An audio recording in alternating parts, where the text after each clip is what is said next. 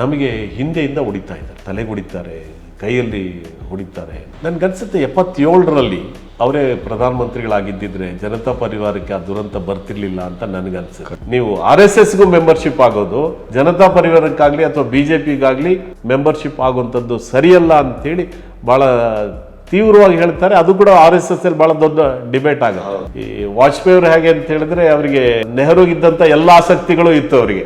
ನೆಹರು ಅವ್ರನ್ನ ತುಂಬಾ ಇಷ್ಟಪಡ್ತಿದ್ರು.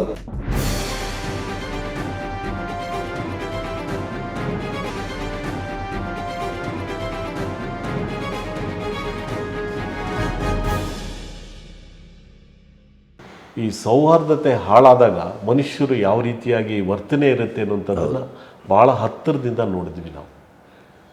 ಯಾವುದೇ ನಿಯಂತ್ರಣಕ್ಕೆ ಒಳಪಡದೇ ಇರುವಂಥ ರೀತಿಯಲ್ಲಿ ಆ ಹುಚ್ಚಾಟಗಳು, ಆ ರಂಪಾಟಗಳು, ಆ ಕೂಗಾಟ, ಆ ಚೀರಾಟ, ಆ ದ್ವೇಷ, ಇದು ಇದೆಯಲ್ಲ ಭಾಳ ಹತ್ತಿರದಿಂದ ನೋಡಿದ್ವಿ. ನಮಗೆ ಹಿಂದೆಯಿಂದ ಹೊಡಿತಾ ಇದ್ದಾರೆ, ತಲೆಗೆ ಹೊಡಿತಾರೆ, ಕೈಯಲ್ಲಿ ಹೊಡಿತಾರೆ, ಮತ್ತೊಂದು ಮಾಡ್ತಾರೆ. ನಾವು ನಮ್ಮ ಒಂದೇ ಉದ್ದೇಶ, ರೋಷನ್ ಬೇಗಿಗೆ ಏನೂ ಆಗಬಹುದು. ಯಾಕಂತಂದರೆ ನಾವು ಅವ್ರಿಗೆ ಹೊಡೆತ ಬಿದ್ದು ಅವ್ರಿಗೇನಾದರೂ ಹೆಚ್ಚು ಕಡಿಮೆ ಆದರೆ ವಿ ಆರ್ ಆನ್ಸರಬಲ್. ಹೌದು, ಸಮಾಜಕ್ಕೆ ಮತ್ತು ಸರ್ಕಾರಕ್ಕೆ, ನಮ್ಮ ಪಕ್ಷಕ್ಕೆ ನಾವು ಉತ್ತರ ಹೇಳಬೇಕಾಗತ್ತೆ. ನಾವು ಆ ರೀತಿಯ ಸಂದರ್ಭಕ್ಕೆ ನಾವು ಹೋಗಬಾರ್ದು. ನಮಗೇನೇ ಆಗಲಿ ಆ ಮನುಷ್ಯನನ್ನು ನಾವು ಪ್ರೊಟೆಕ್ಟ್ ಮಾಡಲೇಬೇಕು. ಯಾಕಂದರೆ ಜನರ ಸಿಟ್ಟಲ್ಲೇ ಡೈವರ್ಟ್ ಆಗ್ತಾರೆ. ಹೌದು, ಹಾಗಾಗಿ ಅದಕ್ಕೆ ಅವಕಾಶ ಕೊಡಲೇಬಾರ್ದು ಅಂತ ಹೇಳಿ ರಮೇಶ್ ಕುಮಾರ್ ಅವರು ಎಲ್ಲನೂ ಕೂಡ ಮಾತಾಡಿಕೊಂಡು, ಆಮೇಲೆ ಪಕ್ಕದಲ್ಲೇ ಸೊಸೈಟಿ ಇತ್ತಲ್ಲೊಂದು, ಆ ಸೊಸೈಟಿನಲ್ಲಿ ನಮ್ಮ ದುರಾದೃಷ್ಟಕ್ಕೆ ಎಲ್ಲ ಖಾಲಿ ಆಗೋಗ್ಬಿತ್ತು. ಇಡೀ ದೊಡ್ಡ ಚಪ್ಟಿನಲ್ಲಿ ಕಟ್ಟಿದ್ದಂಥ ಒಂದು ದೊಡ್ಡ ಹಾಲ್, ಅದು ಕಲ್ ಚಪ್ಟಿನಲ್ಲಿ ಈ ಫರ್ಟಿಲೈಸರ್ ಸ್ಟೋರ್ ಮಾಡ್ಕೊಳ್ಳೋಂಥ ಗೋಡೌನ್, ಅದು ಇದೆಲ್ಲ ಮಾಡಿ, ಅಲ್ಲಿ ರಾಡ್ಗಳಿದ್ದಾವೆ, ಹಳೆ ಕಾಲದ ಚೇರ್ಗಳಿದ್ದಾವೆ. ಅಲ್ಲಿ ಕರ್ಕೊಂಡು ಹೊರಟೋದ್ರು ಒಳಗಡೆ. ನಮಗೆ ದನಕ್ಕಲ್ಲ, ಇನ್ನೂ ಕೆಟ್ಟದಾಗಿ ಬಡಿತಾ ಇದ್ದಾರೆ. ನಮಗೆ ತಲೆಗೆ ಬಡಿತಾರೆ, ಬೆನ್ನಿಗೆ ಬಡಿತಾರೆ, ಕಾಲಿಗೆ ಬಡಿತಾರೆ. ಈ ಗೋದ್ರೇಜ್ ಚೇರ್ಸ್ ಇತ್ತು ನೋಡಿ, ಆ ಹಳೆ ಕಾಲದಲ್ಲಿ ಕಬ್ಬಿಣದ, ಭಯಂಕರ ಗಟ್ಟಿ, ಅದು ಅದ್ರಲ್ಲಿ ಹೊಡಿತಾರೆ. ಮತ್ತು ಈ ರಾಡ್ಗಳಿದ್ದಾವೆ, ರಾಡಲ್ಲಿ ಹೊಡಿತಾರೆ. ಅಯ್ಯೋ, ತಲೆಯಲ್ಲಿ ರಕ್ತ ಬರ್ತಿದೆ, ಬೆನ್ನುಗಳಲ್ಲಿ ರಕ್ತ ಬರ್ತಿದೆ. ಇಲ್ಲೆಲ್ಲ ಇಡೀ ನಮಗೆ ನಮ್ಮ ಪರಿಸ್ಥಿತಿ ಎಲ್ಲ ತೀರಾ ಅಧ್ವಾನ ಆಯಿತು. ಆಮೇಲೆ ಅವ್ರ ಜನರಿಗೆ ಎಷ್ಟು ಖುಷಿ ಆಗುತ್ತೋ ಅವ್ರಿಗೆ, ಅವ್ರಿಗೆಲ್ಲ ಎಷ್ಟು ಏನೆಲ್ಲ ನಮ್ಮ ಮೇಲೆ ಸಿಟ್ಟು ತೀರಿಸ್ಕೊಳ್ಬೇಕು. ವೈಯಕ್ತಿಕವಾಗಿ ಏನೂ ಇಲ್ಲ, ವೈಯಕ್ತಿಕವಾಗಿ ನಮ್ಗಳು ಯಾರ ಬಗ್ಗೆನೂ ಕೂಡ ಅವ್ರಿಗೆ ಯಾವುದೇ ರೀತಿಯಾದಂಥ ಸಿಟ್ಟಾಗಲಿ ದ್ವೇಷ ಆಗಲಿ ಇಲ್ಲ.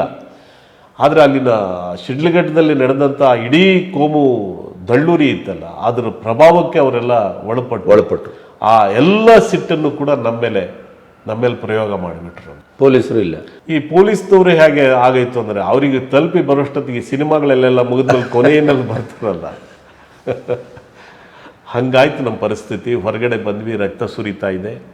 ಮತ್ತು ಯಾರೋ ಅವರವರೇ ಮಾತಾಡ್ಕೊಂಡು, ಯಾರೋ ಒಬ್ಬರು ಇರ್ತಾರಲ್ಲ ಮಾನವೀಯತೆ ಇರೋಂಥ ಜನ, ಒಂದು 4 ಜನ ಆದರೂ ಇದ್ದೇ ಇರ್ತಾರೆ. ಕೊನೆಗೆ ಅವ್ರು ಯಾರೋ ಬಂದರು, ಅವ್ರನ್ನೆಲ್ಲ ಯಾಕ್ರಪ್ಪ ಹಿಂಗೆಲ್ಲ ಮಾಡ್ತಿದ್ರಿ, ಊರಿಗಿದ್ದು ಪಾಪಣ್ಣ ಅವ್ರ ಊರಿದು, ಅವರೆಲ್ಲ ಬದುಕಿ ಬಾಳಿದ್ದಂಥ ಊರಿದ್ದು, ಅಂಥ ಮನುಷ್ಯನ ಊರಿನಲ್ಲಿ ನೀವೆಲ್ಲ ಹಿಂಗೆಲ್ಲ ನಡ್ಕೊಂಡಿದ್ದೀರಲ್ಲ, ಅವರೆಲ್ಲ ಯಾರು, ಅವರೆಲ್ಲ ಜನಪ್ರತಿನಿಧಿಗಳು, ಒಂಥರ ಶಾಸಕರಾಗಿದ್ದಾರೆ, ಹಿಂಗೆಲ್ಲ ನೀವು ಮಾಡಬಾರ್ದು ಅಂತೇಳಿ. ಆಮೇಲೆ ಅವರೆಲ್ಲ ಬೈಕೆ ಪೊಲೀಸ್ ಬಂದ ತಕ್ಷಣ ಎಲ್ಲ ಚೆದರ್ಕೊಂಡು ಅವರೆಲ್ಲ ಹೊರಟ್ಬಿಟ್ರು ಅವರೆಲ್ಲ ಕೂಡ. ಆಮೇಲೆ ನಮ್ಮನ್ನೆಲ್ಲ ಅದೇ ಜೀಪ್ನಲ್ಲಿ ಬಂದ್ವಿ, ವಿಜಯಪುರ ಗೆಸ್ಟ್ ಹೌಸ್ನಲ್ಲಿ ಬಂದು ಒಂದು 10 ನಿಮಿಷ ಅಲ್ಲೇ ಇದ್ದು, ಆಮೇಲೆ ಬೌರಿಂಗ್ ಹಾಸ್ಪಿಟ್ಲಲ್ಲಿ 1 ವಾರ ಇದ್ವಿ. ನಾನು, ರಮೇಶ್ ಕುಮಾರ್ ಅವರು, ಮತ್ತು ಮಹದೇವಪ್ಪ, ನಾನು, ಅವರೆಲ್ಲ ಅಲ್ಲೇ ಉಳ್ಕೊಂಡ್ವಿ. ರೋಷನ್ ಬೇಗೆಲ್ಲ ಕೂಡ ಇದ್ವಿ. ಸೊ 1 ವಾರ ಇದ್ದು ಅಲ್ಲೇ ಟ್ರೀಟ್ಮೆಂಟ್ ತೊಗೊಂಡು, ಆಮೇಲೆ ಹೆಗಡೆಯವರು ಎಲ್ಲ ಮುಖಂಡರುಗಳೆಲ್ಲರೂ ಬಂದು ನಮ್ಮ ಕರೇಜನ್ನು ಅಪ್ರಿಷಿಯೇಟ್ ಮಾಡಿದ್ರು, ನಮ್ಮ ಕಮಿಟ್ಮೆಂಟನ್ನು. ಸೊ ಅವರೆಲ್ಲ ಕೂಡ ನಮಗೆ ಇದನ್ನು ಮಾಡಿ, ಸೊ ಅದೆಂಥ ತಿರುವು ತಗೊಳ್ತು ಅಂತ ಹೇಳಿದ್ರೆ, ನಾನು ನಿರೀಕ್ಷೆ ಮಾಡೂ ಇರಲಿಲ್ಲ, ನಾನು ಕೇಳೂ ಇರಲಿಲ್ಲ. ನಾನು ಮತ್ತೆ ವಿಧಾನ ಪರಿಷತ್ತಿನ ಸದಸ್ಯನಾಗುವಂಥ ಅವಕಾಶವನ್ನು ಅವರು ಕಲ್ಪಿಸಿಕೊಟ್ರು. MP ಪ್ರಕಾಶ್ ಅವರು, ರಾಮಕೃಷ್ಣ ಹೆಗ್ಡೆಯವರು ಮತ್ತು MP SR ಬೊಮ್ಮಾಯಿ ಅವರು, ಅದರ ಜೊತೆಗೆ ರಮೇಶ್ ಕುಮಾರ್ ಅವರು, ರಘುಪತಿಯವರು, ಇವರೆಲ್ಲರೂ ಕೂಡ ನನಗೆ ಅದನ್ನು ಬೆಂಬಲಕ್ಕೆ ನಿಂತರವರೆಲ್ಲರೂ ಕೂಡ. ಸೊ ಹಾಗಾಗಿ ಅಲ್ಲಿಂದ ನಾನು ವಿಧಾನ ಪರಿಷತ್ತಿನ ಸದಸ್ಯನಾಗಲಿಕ್ಕೆ ಒಂದು ಅವಕಾಶ ಕೂಡ ಆಯಿತು. ಅದಾದ ಮೇಲೆ ಸರ್ಕಾರ ಬಿದ್ದೇ ಹೋಯ್ತದು. ಆಮೇಲೆ ದೇವೇಗೌಡರಿಗೂ ಸಮಾಧಾನ ಇರಲಿಲ್ಲ. ಅವರು ಗವರ್ನರ್ ಹತ್ರ ಹೋಗ್ಬಿಟ್ಟು MLAಗಳನ್ನೆಲ್ಲ ಪೆರೇಡ್ ಮಾಡಿ ಸರ್ಕಾರಕ್ಕೆ ಕೊಟ್ಟಿದ್ದಂಥ ಬೆಂಬಲವನ್ನು ಅವರು ವಾಪಸ್ ಪಡ್ಕೊಂಡ್ರು. ಅದರ ಪರಿಣಾಮ SR ಬೊಮ್ಮಾಯಿ ಅವರು ಸುಪ್ರೀಂ ಕೋರ್ಟಲ್ಲಿ ಒಂದು ಕೇಸ್ ಹಾಕೊಂಡು, ಆಮೇಲೆ ಅವ್ರು ಸತ್ತ ಮೇಲೆ ಬಂತು, ಅದರ ಎಷ್ಟೋ ವರ್ಷಗಳಾದ್ಮೇಲೆ, ಒಂದು 10 ವರ್ಷ ಆದ್ಮೇಲೆ ತಪ್ಪು ಅದು SR ಬೊಮ್ಮಾಯಿ ಅವರ ಪ್ರಕರಣ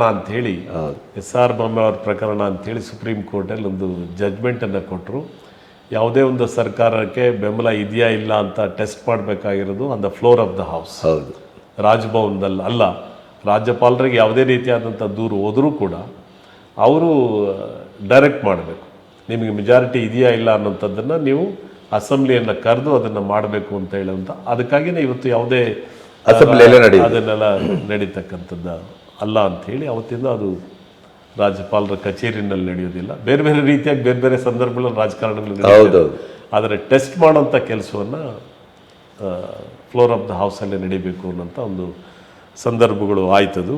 89ರಲ್ಲಿ ಸ್ಪ್ಲಿಟ್ ಆಗೋಯ್ತು. ದೇವೇಗೌಡರು ಬೇರೊಂದು ಪೊಲಿಟಿಕಲ್ ಪಾರ್ಟಿಯನ್ನು ಮಾಡಿಕೊಂಡ್ರು. ಅವರು ಚಂದ್ರಶೇಖರ್ ಅವರು ಎಲ್ಲರೂ ಸೇರಿ.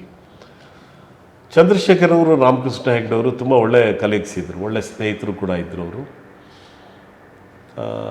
ನನಗನ್ಸುತ್ತೆ ಚಂದ್ರಶೇಖರ್ ಅವರು 83ರಲ್ಲಿ ಪಾದಯಾತ್ರೆ ಮಾಡಿದ್ರು, ಅದರಲ್ಲೂ ನಾವು ಭಾಗವಹಿಸಿದ್ವಿ. ಅದರಲ್ಲಿ ಇವರಂತೂ ಭಾಳ ಆಕ್ಟಿವ್ ಪಾರ್ಟಿ ಇವ್ರದ್ದು. ಯಾರ್ದು? BL Shankar, PGR Scindia. 6 ತಿಂಗಳೇನವರು ಒಟ್ಟಿಗೆ. ಶಂಕರ್ ಅಂತೂ ಕೊನೆವರೆಗೂ ಇದ್ರು. ಅವರು ಪ್ರಾರಂಭದಿಂದ ಕೊನೆವರೆಗೂ ಕೂಡ ಶಂಕರ್ ಇದ್ದರು. ಮತ್ತು ಇಡೀ ರಘುಪತಿಯವರು ಅವರೆಲ್ಲ ಕೂಡ ಭಾಳ ಆಸಕ್ತಿ ತಗೊಂಡಿದ್ರು ಚಂದ್ರಶೇಖರ್ ಅವ್ರ ಪಾದಯಾತ್ರೆ. ಈ ಪಾದಯಾತ್ರೆ ಬಗ್ಗೆ ಐ ಥಿಂಕ್ ಮಹಾತ್ಮ ಗಾಂಧಿಯವರ ನಂತರ ದೊಡ್ಡ ಪ್ರಮಾಣದಲ್ಲಿ ಅವತ್ತಿನ ಸಂದರ್ಭಕ್ಕೆ ಯಾರಾದರೂ ಗಮನ ಸೆಳೆದಿದ್ದಾರೆ, ಕಾಶ್ಮೀರ ಟು ಕನ್ಯಾಕುಮಾರಿ ಅವರಿಗೆ, ಅದು ಚಂದ್ರಶೇಖರ್. ಒಂದು ಕಾಲದಲ್ಲಿ ಹೀರೋ ಥರ ಅವರು ಎಮರ್ಜ್ ಆದರು. ನನ್ಗನ್ಸುತ್ತೆ 77ರಲ್ಲಿ ಅವರೇ ಪ್ರಧಾನಮಂತ್ರಿಗಳಾಗಿದ್ದಿದ್ರೆ ಜನತಾ ಪರಿವಾರಕ್ಕೆ ಆ ದುರಂತ ಬರ್ತಿರ್ಲಿಲ್ಲ ಅಂತ ನನಗನ್ಸುತ್ತೆ. ನಾವೆಲ್ಲ ಯುವಕರಾಗಿ ನಮ್ಮ ಆಸಕ್ತಿ ಎಲ್ಲ ಚಂದ್ರಶೇಖರ್ ಪ್ರಧಾನಮಂತ್ರಿಗಳಾಗಬೇಕು ಅಂತ. ನಾವೆಲ್ಲ ವಿದ್ಯಾರ್ಥಿಗಳಿದ್ವಿ. ನಮ್ಗೆಲ್ಲರ ಆಸಕ್ತಿ ಏನು ಅಂತಂದರೆ ಚಂದ್ರಶೇಖರ್ ಆಗ್ಬೋದು. ಯಾಕಂದ್ರೆ ಅವ್ರು ಯಂಗ್ ಟರ್ಕ್ ಅಂತ ಹೇಳಿ ಅವರ ಅಪ್ರೋಚು, ಅವರ ಪ್ರಭಾವ, ಅವರ ಇದೆಲ್ಲ ಇತ್ತಲ್ಲ. ಐ ಥಿಂಕ್ ಈ ಹಿರಿಯರುಗಳ ಮಧ್ಯೆ ಪ್ರತಿಷ್ಠೆಗಳು ಬರ್ತಿರ್ಲಿಲ್ವೇನೋ. ಅವರೆಲ್ಲ ಮಾರ್ಗದರ್ಶಕ ಮಂಡಳಿ ಆಗಿ ಚಂದ್ರಶೇಖರ್ ಅವರಿಗೆ ಪ್ರಧಾನಮಂತ್ರಿ ಮಾಡಿದ್ದಿದ್ರೆ ಅದು ಬಹಳ ಕಾಲ ಜನತಾ ಪರಿವಾರ ಒಂದು ಲಾಂಗ್ ಟರ್ಮಲ್ಲಿ ಒಂದು ರಾಜಕೀಯ ಪಕ್ಷವಾಗಿ ಅಸ್ತಿತ್ವ ಇರ್ತಿತ್ತು. ಆಮೇಲೆ ಹೆಗಡೆಯವರನ್ನು ಕೂಡ ಬ್ರಾಹ್ಮಣ ಅನ್ನುವಂಥ ಪ್ರಜ್ಞೆಯಲ್ಲಿ ನೋಡದೇ ಇದೆ. ಒಬ್ಬ ರಾಜಕಾರಣಿ ಮತ್ತು ಒಬ್ಬ ಅಭಿವೃದ್ಧಿಶೀಲವಾಗಿ ಕೆಲಸ ಮಾಡುವಂತ ಚಂದ್ರಶೇಖರ್ ಅವ್ರ ಜೊತೆಗೆ ಇದ್ದೇ ಇರ್ತಾ ಇದ್ರು. ಹೌದು, ಆಡಳಿತಗಾರ ಅಂತ 77ರಲ್ಲಿ ನಾನು ಹೇಳ್ತಾ ಇದ್ದೆ. 77ರಲ್ಲೇ ಅವರು ಪ್ರಧಾನಮಂತ್ರಿಗಳಾಗಿದ್ದರೆ ಮಂತ್ರದ ಘಟನೆಗಳಾಗ್ತಿರ್ಲಿಲ್ಲ. ಇದು ಈ ವಿಘಟಿತಗಳು ಇಂಥವರೆಲ್ಲ ಇರ್ತಿದ್ರಲ್ಲ. ಯಾರು? ಮಧು ದಂಡೆವತಿ, ರಾಮಕೃಷ್ಣ ಹೆಗಡೆ ಅಂತವ್ರು, ಶರದ್ ಪವಾರ್ ಇರ್ತಿದ್ರು, ಇಂಥವರೆಲ್ಲ ಇರ್ತಾ ಇದ್ರು. ಜಾರ್ಜ್ ಫರ್ನಾಂಡಿಸ್ ಇರ್ತಿದ್ರು, ರಾಮ್ವಿಲಾಸ್ ಪಾಸ್ವಾನ್, ಇಂಥವರೆಲ್ಲ ಕೂಡ ಬಹಳ ದೊಡ್ಡ ದೊಡ್ಡ ತಂಡನೇ ಇರ್ತಾ ಇತ್ತು ಅವ್ರ ಜೊತೆಗೆ. ಐ ಥಿಂಕ್ ರಾಜಕಾರಣ ನಾವು ಅನ್ಕೊಂಡಂಗೆ ಆಗಲ್ವಲ್ಲ. It's guided by issues and circumstances, pressures and pulls. ಇದೆಲ್ಲ ಆಯಾ ಸಂದರ್ಭದಲ್ಲಿ ಯಾವ ಥರ ತೀರ್ಮಾನಗಳನ್ನು ತಗೊಳ್ಬೇಕು ಅದಾಗುತ್ತೆ. ಯಾಕಂದರೆ ಜನತಾ ಪರಿವಾರ ಅದು ಒಂದು ರಾಜಕೀಯ ಪಕ್ಷವಾಗಿ ಆಗಿದ್ದಲ್ಲ. ಅದು 3-4 ರಾಜಕೀಯ ಪಕ್ಷಗಳು ಮರ್ಜರ್ ಆದಂಥ ಒಂದು ರಾಜಕೀಯ ಪಕ್ಷ. ಅದು ಬೇರೆ ಬೇರೆ, ಅದು ಕಾಂಗ್ರೆಸ್ ಹೋಯಿತು, ಸೋಷಿಯಲಿಸ್ಟ್ ಪಾರ್ಟಿ ಇತ್ತು, ಜನಸಂಘ ಇದ್ದು, ಹೀಗೆ ಬೇರೆ ಬೇರೆ ಪಾರ್ಟಿಗಳೆಲ್ಲ ಸೇರಿ ಅದು JP ಅವರ ಒತ್ತಡಕ್ಕೆ ಒಳಗಾಗಿ ಅದೊಂದು ಪೊಲಿಟಿಕಲ್ ಪಾರ್ಟಿಯಾಗಿ ಎಮರ್ಜ್ ಆಗಿದ್ದ. ನಿಂತ್ಕೊಳ್ಳೋಕೊಂದು ಸಿಂಬಲ್ ಬೇಕಾಗಿತ್ತು. ಆಮೇಲೆ ವಾಜಪೇಯಿ ಅವರಿದ್ರು. ವಾಜಪೇಯಿ ಆಡ್ವಾಣಿಯವರು ಕೂಡ ಅವರು ಅದನ್ನು ಸಂಪೂರ್ಣವಾಗಿ ಉಪಯೋಗ ಮಾಡಿಕೊಂಡ್ರು. ನೋಡಿ, ಒಂದು BJPಯ ಆಚಾರ ವಿಚಾರಗಳು ಏನೇ ಇರಲಿ, ವೈಚಾರಿಕವಾಗಿ ಅವರ ಅಭಿಪ್ರಾಯಗಳು ಬೇರೆ ಇರ್ಬೋದು, ನಮ್ಮ ಜವಾಬ್ದಾರಿಗಳು ಬೇರೆ ಇರ್ಬೋದು, ನಮ್ಮ ಆಲೋಚನೆಗಳು ಬೇರೆ ಇರ್ಬೋದು. ಪ್ರಾರಂಭದಿಂದನೂ ಕೂಡ ಜನಸಂಘ ಮತ್ತು BJP ಅವರು short term, medium term, long ಟರ್ಮನ್ನು ಇಟ್ಕೊಂಡೇ ಅವರು ರಾಜಕಾರಣ ಮಾಡ್ಕೊಂಡು ಬರ್ತಿದ್ದಾರೆ. ನಿರ್ದಿಷ್ಟವಾಗಿ short term, medium term, long term. ಆಮೇಲೆ ನಾವೇನು ಹೇಳ್ತಾ ಇದ್ದೀವಿ, ಇಲ್ರಿ ಅದೆಲ್ಲ ಅವ್ರದ್ದು ಹಿಡನ್ ಅಜೆಂಡಾ ಅಂತ ಹೇಳ್ತಾ ಇದ್ವಿ. ಅಲ್ಲ, ಅವರು 52ರಲ್ಲಿ ಜನಸಂಘದಲ್ಲಿ ಏನು ವಿಷಯಗಳನ್ನು ಹೇಳ್ಕೊಂಡು ಬಂದಿದ್ರು, ಇವತ್ತು ಅದನ್ನೇ ಹೇಳ್ತಾ ಇದ್ದಾರೆ. ಹೊಸದಾಗಿ ಒಂದೆರಡು ವಿಷಯಗಳು ಆ್ಯಡ್ ಆಗಿರ್ಬೋದು, ಹೇಳುವ ರೀತಿ ಬದಲಾವಣೆ ಆಗಿರ್ಬೋದು. ಯಾಕೆ ಅವರಿಗೆ short term, medium term, long term ಇತ್ತು ಅಂತಂದರೆ, ಈಗ ನೋಡಿ ಉದಾಹರಣೆಗೆ ವಾಜಪೇಯಿ ಅವರು ನೆಹರು ಕಾಲದಲ್ಲೇ ಮಂತ್ರಿ ಆಗ್ಬೋದಾಗಿತ್ತು. ಅವ್ರ ಅಧಿಕಾರ ಮುಖ್ಯ ಅಂತ ಆಗಿದ್ದಿದ್ರೆ- ತಿಳ್ಕೊಂಡಿದ್ದಿದ್ರೆ ಹೌದು. ಏನಪ್ಪ ನಾವು ಈ 52ರಲ್ಲಿ 57ರಲ್ಲೇ ಬಂದಂಥವ್ರು ಲೋಕಸಭಾ ಸದಸ್ಯರಾಗಿದ್ದೇವೆ, ಯಾವ ಕಾಲಕ್ಕೆ ನಾವೆಲ್ಲ ಮಂತ್ರಿಗಳಾಗೋದು, ಬರೇ 2 ಜನ 4 ಜನ ಗೆಲ್ಲಿಸ್ಕೊಂಡು ಬರೇ ಅಪೋಸಿಷನಲ್ಲಿ ಕೂತ್ಕೊಂಡು ಭಾಷಣ ಹೊಡ್ಕೊಂಡು ಹೋಗೋದೇನ, ಯಾಕೆ ಬೇಕು ಈ ಕೆಲಸ ನಮಗೆ ಅಂತ ಅವ್ರು ಆಲೋಚನೆ ಮಾಡಿದ್ದಿದ್ರೆ ಈಗಿನವರು ಅದೇ ಆಲೋಚನೆ ಮಾಡ್ತಾ ಇದ್ದಾರೆ. ಆಲೋಚನೆ ಮಾಡಿದ್ದಿದ್ರೆ ವಾಜಪೇಯಿಯವರು ಅಡ್ವಾಣಿಯವರು ನೆಹರು ಕಾಲದಲ್ಲಿ ಇವರು ವಾಜಪೇಯಿಯವರು ಮಂತ್ರಿ ಆಗ್ಬೋದಾಗಿತ್ತು, ಇಂದಿರಾ ಗಾಂಧಿ ಅವ್ರ ಕಾಲದಲ್ಲೂ ಕೂಡ ವಾಜಪೇಯಿಯವರು ಮುಂದುವರಿಬೋದಾಗಿತ್ತು. ಆದರೆ ಅವರು ಅವರ ವಿಷಯಗಳಿಗೆ ಅವರು ಕಮಿಟ್ ಆಗಿದ್ದರಿಂದ, ಸೊ ಇನ್ನು ಕಾಂಗ್ರೆಸ್ ಒಂದು ಆಲ್ಟರ್ನೇಟ್ ಈ ದೇಶದಲ್ಲಿ ಕೊಡಲೇಬೇಕು ಅನ್ನೋಂಥ ಹಠ ಅವರಲ್ಲಿ ಇದ್ದಿದ್ದರಿಂದ ಅವರು ಅಡ್ವಾಣಿ ಇಬ್ಬರು ಕೂಡ ಅವರು ರಾಜಿಗೆ ಒಳಪಡಿಸಲೇ ಇಲ್ಲ. ಕೇಂದ್ರ ಸರ್ಕಾರ ಮೊರಾರ್ಜಿ ದೇಸಾಯಿ ಅವರ ಸರ್ಕಾರದಲ್ಲಿ ಅವರು ತುಂಬ ಒಳ್ಳೆ ಎಕ್ಸ್ಪೀರಿಯನ್ಸ್ ಮತ್ತು ಎಕ್ಸ್ಪೋಜರ್ ಆಯಿತು ಅವರಿಗೆ. ಒಂದು ಎಕ್ಸ್ಟರ್ನಲ್ ಅಫೇರ್ಸ್ ಮಿನಿಸ್ಟ್ರಿನ ತಗೊಂಡ್ರು, ಇಡೀ ಪ್ರಪಂಚದ ಆಗುಹೋಗುಗಳನ್ನು ತಿಳ್ಕೊಳ್ಳೋಂಥ ಕೆಲಸ ಮಾಡಿಕೊಂಡ್ರು. ಇವರು ಇನ್ಫಾರ್ಮೇಷನ್ ಮಿನಿಸ್ಟರ್ ಆಗಿ ಯಾವ ರೀತಿಯಾಗಿ ಸರ್ಕಾರದ ಆಡಳಿತ ಮತ್ತೊಂದು ಕಾರ್ಯಕ್ರಮಗಳನ್ನೆಲ್ಲ ಇವರಿಬ್ಬರು ಒಂದು ರೀತಿಯ ಆ 2.5 ವರ್ಷ ಪ್ರೊಬೇಷನರಿ ಪೀರಿಯಡ್ ಅಂತ ಹೇಳ್ತಾರೆ. IAS ಅಧಿಕಾರಿಗಳಿಗೆ ಒಂದು ಪ್ರೊಬೇಷನರಿ ಪೀರಿಯಡ್ ಅಂತ ಇರುತ್ತೆ. ಏಕ್ದಮ್ ಅವರಿಗೆ ಡೆಪ್ಯೂಟಿ ಕಮಿಷನರ್ ಮಾಡೋದಿಲ್ಲ, ಒಂದು ವಿಲೇಜ್ ಅಕೌಂಟೆಂಟ್ ಮಾಡ್ತಾರೆ, ಆಮೇಲೆ ರೆವಿನ್ಯೂ ಇನ್ಸ್ಪೆಕ್ಟರ್ ಕೆಲಸ ಕೊಡ್ತಾರೆ, ಆಮೇಲೆ ಸಿರಿಸ್ತೆದಾರ್ ಕೆಲಸ ಕೊಡ್ತಾರೆ, ಆಮೇಲೆ ತಹಸೀಲ್ದಾರ್ ಕೆಲಸ ಕೊಡ್ತಾರೆ, ಆಮೇಲೆ ಅಸಿಸ್ಟೆಂಟ್ ಕಮಿಷನರ್ ಕೆಲಸ ಕೊಡ್ತಾರೆ, ಆಮೇಲೆ ಡೆಪ್ಯೂಟಿ ಕಮಿಷನರ್ ಕೆಲಸ ಕೊಡ್ತಾರೆ, ಆಮೇಲೆ ಎಲ್ಲೋ ಒಂದು ಕಡೆ ಅವರಿಗೆ ಒಂದು ಪೋಸ್ಟಿಂಗ್ಸನ್ನು ಅಸಿಸ್ಟೆಂಟ್ ಕಮಿಷನರ್ ಗ್ರೇಡಲ್ಲಿ ಅವ್ರು ಕೆಲಸ ಶುರು ಮಾಡ್ತಾರೆ. ಹಾಗೆ ಅವರು ಆ 2.5 ವರ್ಷಗಳ ಜನತಾ ಪರಿವಾರದಲ್ಲಿ ಇದ್ದ ಕಾಲದಲ್ಲಿ ಅದರ ಪರಿಣಾಮವೇ ಅವರು 1918ನಲ್ಲಿ ಭಾರತೀಯ ಜನತಾ ಪಕ್ಷ ಅಂಥೇಳಿ ಕರೆಕ್ಟ್ ಅಲ್ಲಿ ಬಾಬು ಜಗಜೀವನ್ ರಾಮ್ ಅನ್ನೋ ಪ್ರೊಜೆಕ್ಟ್ ಮಾಡ್ತಾರೆ. ಅದು ನೋಡಿ, ಭಾರತೀಯ ಜನತಾ ಪಕ್ಷ ಅಂಥೇಳಿ 1918ನಲ್ಲಿ ಒಂದು ಪೊಲಿಟಿಕಲ್ ಪಾರ್ಟಿ ಪ್ರಾರಂಭ ಮಾಡ್ಕೊಳ್ತಾರೆ. ಅದಕ್ಕೆ ವಾಜಪೇಯಿಯವರು ತಾನು ಪ್ರಧಾನಮಂತ್ರಿ ಆಗಬೇಕು ಅಂತ ಹೇಳೋದಿಲ್ಲ, ಅಡ್ವಾಣಿ ಹೇಳೋದಿಲ್ಲ. ಅವ್ರು ಏನು ಮಾಡ್ತಾರೆ ಅಂತ ಹೇಳಿದ್ರೆ, ಒಬ್ಬ ಶೋಷಿತ ವರ್ಗದಿಂದ ಬಂದು ದೀರ್ಘಕಾಲದಲ್ಲಿ ಆಡಳಿತ ಮಾಡಿದಂಥ ಅಪಾರವಾದಂಥ ಅನುಭವವನ್ನು ಪಡ್ಕೊಂಡು ಇಂದಿರಾ ಗಾಂಧಿಯವರ ಸರ್ಕಾರದಲ್ಲಿ ಗ್ರೀನ್ ರೆವಲ್ಯೂಷನ್ಗೆ ವೈಟ್ ರೆವಲ್ಯೂಷನ್ಗೆ ಸಹಕಾರ ಮಾಡಿ ಯಾವುದೇ ಇಲಾಖೆಯನ್ನು ಕೊಟ್ಟರು ಚೆನ್ನಾಗಿ ಕೆಲಸ ಮಾಡಿದಂಥ ಜಗಜೀವನ್ ರಾಮ್ ಅವರನ್ನ ಪ್ರಧಾನಮಂತ್ರಿ ಅಂತೇಳಿ ಪ್ರೊಜೆಕ್ಟ್ ಮಾಡ್ತಾರೆ ಅವರು.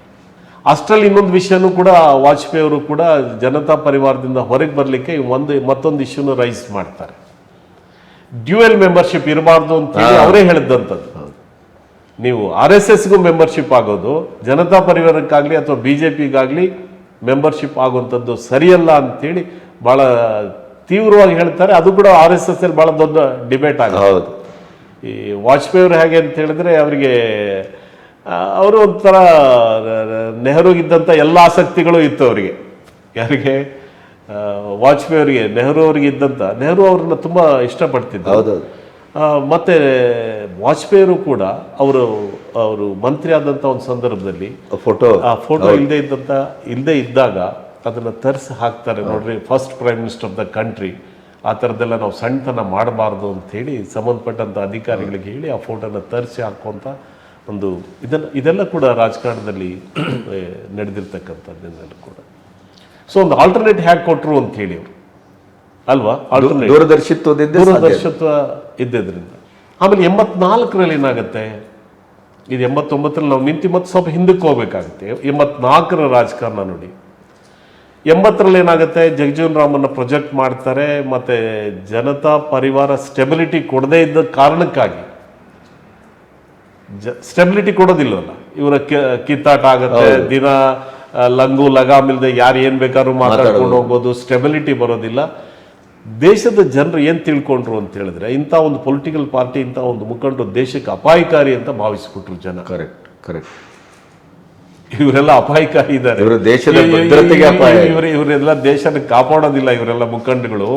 ಇವರೆಲ್ಲ ಬರೀ ಸುಮ್ಮನೆ ಇಂದಿರಾ ಗಾಂಧಿ ಅವರನ್ನ ವಿರೋಧ ಮಾಡೋದಷ್ಟೇ ಇವ್ರ ಕೆಲಸ. ಆ ಹೆಣ್ಣು ಮಗಳ ಬಗ್ಗೆ ಇವರಿಗೆ ಅಸೂಯೆ ಮತ್ತು ದ್ವೇಷ ಅಷ್ಟು ಬಿಟ್ರೆ ಬೇರೆ ಏನೂ ಇಲ್ಲ ಅನ್ನುವಂಥ ಅಭಿಪ್ರಾಯಕ್ಕೆ, ಭಾವನೆಗೆ ಭಾರತದ ಮತದಾರರು ಬಂದರು. ಅದರ ಪರಿಣಾಮ 1919ನಲ್ಲಿ ಯಾರು ಪ್ರಚಾರ ಮಾಡಬೇಕಾಗಿಲ್ಲ, ಏನೂ ಮಾಡಬೇಕಾಗಿಲ್ಲ. ಇಂದಿರಾ ಗಾಂಧಿಯವರು ಹೋದ ಕಡೆ ಲಕ್ಷಾಂತರ ಜನ ಅವ್ರನ್ನ ಮತ್ತೆ ವೆಲ್ಕಮ್ ಮಾಡ್ತಾರೆ. ಹಾಗೆ 1971ರಲ್ಲಿ ಅವರಿಗೆ TV ಇರಲಿಲ್ಲ, ಪತ್ರಿಕೆಗಳಿರಲಿಲ್ಲ, ಮತ್ತೊಂದು ಮಗದೊಂದು ಯಾವುದೂ ಅಂಥ ಕಮ್ಯುನಿಕೇಶನ್ ಭಾಳ ದೊಡ್ಡ ಇರಲಿಲ್ಲ. ರಾತ್ರಿ 12 ಗಂಟೆಗೆ 1 ಗಂಟೆಗೆ ಹೋಗ್ತಾರೆ ಅಂತಂದ್ರೂ ಕೂಡ ಇಂದಿರಾ ಗಾಂಧಿಯವರಿಗೆ ಲಕ್ಷಾಂತರ ಜನ ಬಸ್ಗಳಲ್ಲಿ ಜನ ಕರ್ಕೊಂಡು ಹೋಗ್ಬೇಕಾಗ್ಲಿಲ್ಲ, ಕಾರ್ಯಕರ್ತರು ಅವರಾಗೆ ಹೋಗ್ಬೇಕಾಗ್ಲಿಲ್ಲ. ಜನರು ವಾಲಂಟಿಯರ್ ಆಗಿ ಆ ನಾಯಕತ್ವನ ಒಪ್ಕೊಂಡಂತ ಒಂದು ಕಾಲ ಅದೆಲ್ಲ ಕೂಡ 1971ರಲ್ಲಿ. ಅಂಥದ್ದೇ ಸ್ಥಿತಿ 1980ರಲ್ಲೂ ಕೂಡ ಇವರ ವೈಫಲ್ಯಗಳ ಕಾರಣಕ್ಕಾಗಿ ಅದು ಇಂದಿರಾ ಗಾಂಧಿಯವರೇ ಬೆಸ್ಟ್ ಅಂತ ಹೇಳಿ ಜನರು ತೀರ್ಮಾನ ತಗೊಂಡಂಥ ಒಂದು ಸಂದರ್ಭ. ಭಾಳ ದೊಡ್ಡ ಪ್ರಮಾಣದಲ್ಲಿ ಇಂದಿರಾ ಗಾಂಧಿಯವ್ರನ್ನ ವಾಪಸ್ ಅವರಿಗೆ ಅಧಿಕಾರವನ್ನು ಕೊಡ್ತಾರೆ, ಜವಾಬ್ದಾರಿಯನ್ನು ಕೊಡ್ತಾರೆ. ಮತ್ತು ಪಂಜಾಬ್ನಲ್ಲಿ ನಡೆದಂಥ ಘಟನೆಗಳು ಮತ್ತೊಂದು ಅದರ ಹಿನ್ನೆಲೆಯಲ್ಲಿ 84ರಲ್ಲಿ ಅವರ ಮೃತ್ಯು ಆಗುತ್ತೆ. ಹೌದು, ಬ್ಲೂ ಸ್ಟಾರ್ ಕಾರ್ಯ ಬ್ಲೂ ಸ್ಟಾರ್